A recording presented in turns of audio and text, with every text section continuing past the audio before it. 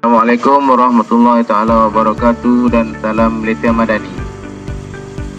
Tuan-tuan dan puan-puan, adalah dinasihatkan agar tidak terpedaya dengan tawaran kerja dan percutian di luar negara daripada sindiket pengedaran dadah antarabangsa. Jangan sesekali menerima, membawa dan menghantar bagasi atau apa-apa barang sahaja untuk orang lain. Jika ingin ke negara luar, teliti sendiri beg anda dan bawa hanya barangan milik sendiri saja. Ingat, jangan jadi mangsa keldai dadah.